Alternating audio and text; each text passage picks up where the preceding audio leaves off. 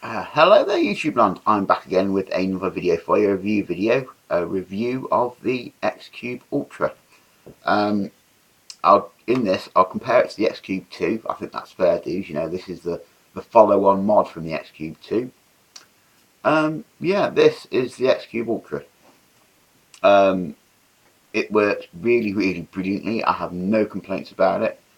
One minor thing that I will mention is when you're using it, this moves from side to side a smidgen, a little bit, but that's the only thing that I've really noticed that, might annoy some people. But, I'll show you the wattage. I'll take it right down.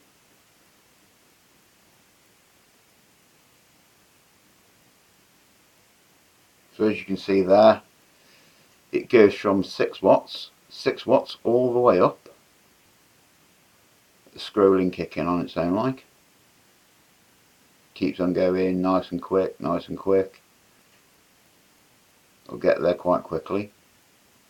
All the way up to 220 watts. A lot of poke for quite a small mod. What have I been using on it? I've been using on this TFB8, which it makes sense. It's a tank that was designed for this sort of mod, so that makes a lot of sense to me to use it on it.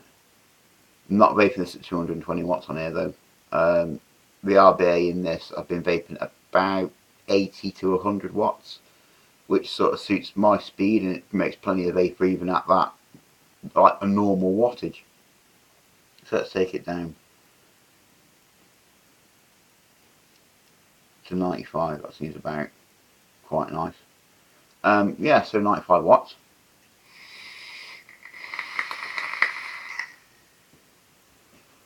And it works fantastic. In this, battery wise, I've got, get it off, a Samsung 25R 2500 mAh and an eFest 2500 mAh. Conspiracy theorists, they're not the same battery. This one isn't a rewrap version of this one. I know that. I've done the testing on it. So that's the batteries I'm running it. Let's compare it to the Xcube 2.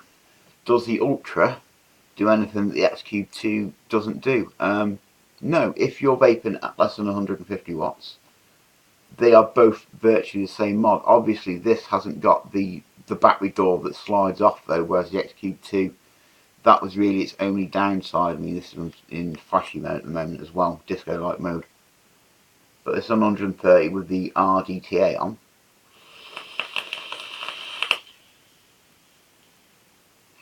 And the Xcube 2 puts out well easily as well as the Ultra does.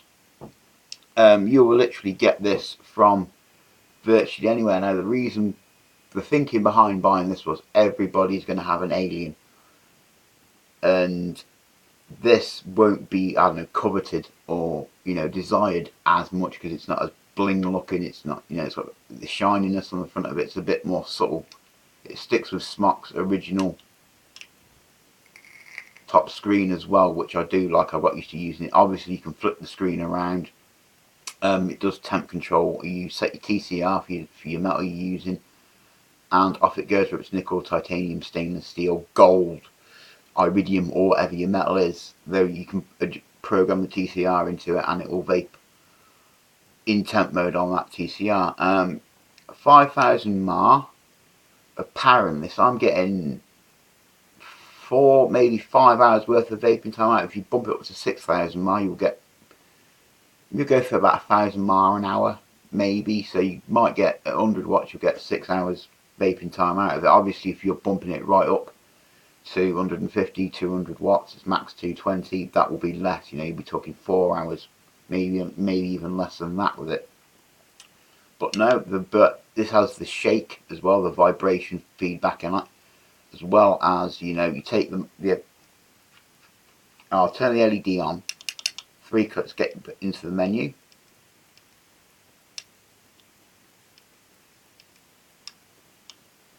Turn on the LED. Like that. You unscrew the atomizer. It flashes red at you to let you know that your atomizer is not on, or not screwed down, or come loose or shorted. it's got, you know, a nice set of warnings on it. Tells you on the top screen as well. It also tells you through the flashing bar for any issues that it might be having with your atomizer, as well as it will also vibrate at you if anything it's not agreeing with. So it gives you like three warning systems, if you will. That's a good idea on the user feedback, if you will. So I really like Smok for including that in this. I vape loads of different things on this, including RDAs, tanks, my RDTA, and quite a few other things as well. And it has not missed a beat on any of them. It's read them all and vaped all of them very positively.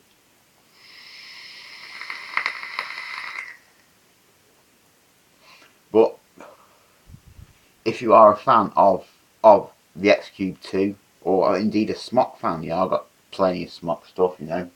Obviously I've got the old R150. My original R150 went wrong, took it back to the shop, and they swapped me out for another one. So I'm well happy with that.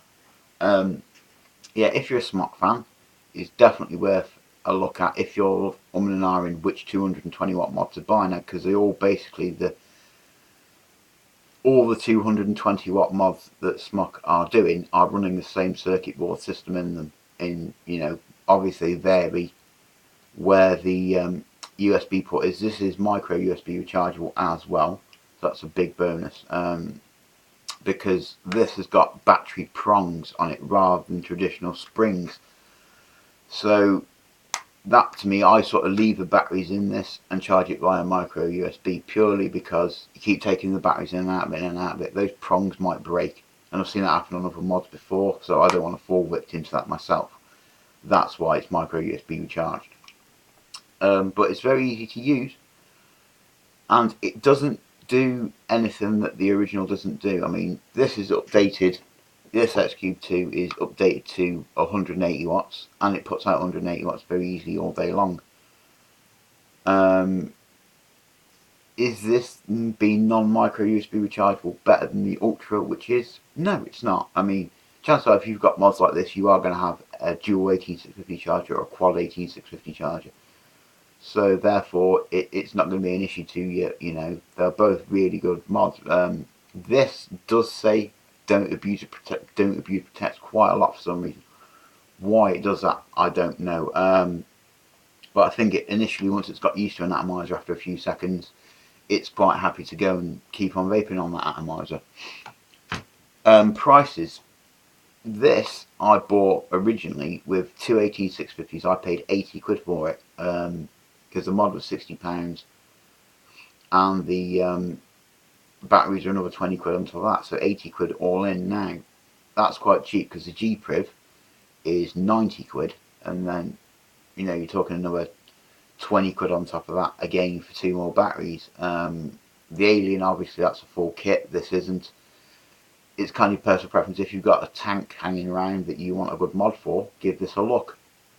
I really do enjoy using that. I mean, maybe I should have been a bit different and got it in the shiny silver, but I didn't. I got it in black.